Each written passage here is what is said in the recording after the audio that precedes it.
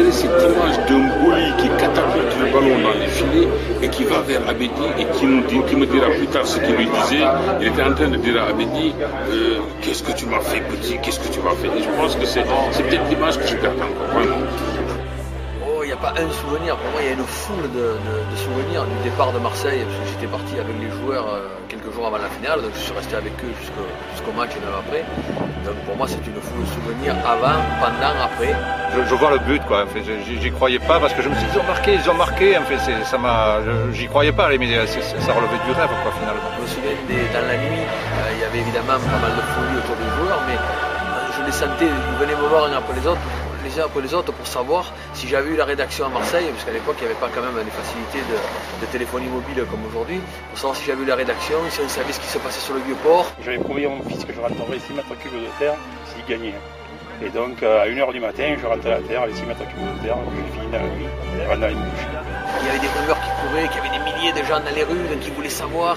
Et au plus on avançait la nuit, surtout le lendemain matin, ils voulaient tous être à Marseille. Ils allaient voir dans leur tapis, ils disaient on peut pas bon, ça va prendre un avion maintenant, il faut attendre, pourquoi, il faut faire une émission en direct. D'ici, on ne peut pas la faire de Marseille. Un moment inoubliable, un grand moment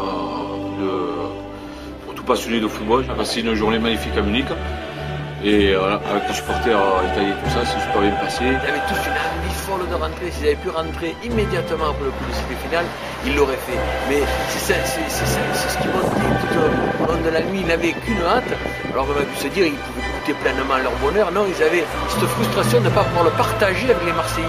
Ils étaient là-bas, mais ils voulaient être ici. C'était marrant parce qu'ils étaient quand même champions d'Europe. Ils auraient pu goûter ça pleinement.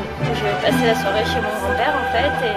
Et donc avec mon père on regardait le match. Je me rappellerai toujours pendant le but qui s'est jeté iPhone par terre.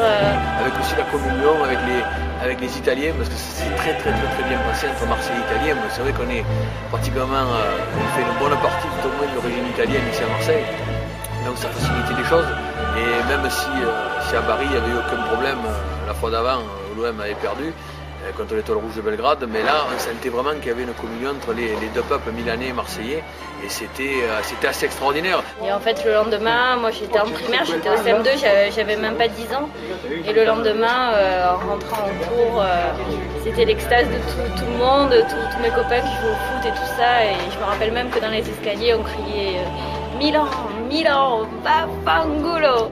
Au-delà du match lui-même évidemment, que beaucoup de gens ont dû me raconter de cet instant à la fois magique du but de Boli et à la fois après la terreur jusqu'à la fin du match, que ça tienne, que ça tienne et que ça tienne, parce que c'était quand même un match très disputé, donc c'était avec cette angoisse-là. Mais c'est quand même des angoisses que j'aimerais revivre encore pleine de fois. La réunion de tous les Marseillais, une communion parfaite, l'effervescence dans la ville de Marseille, ça a été le top.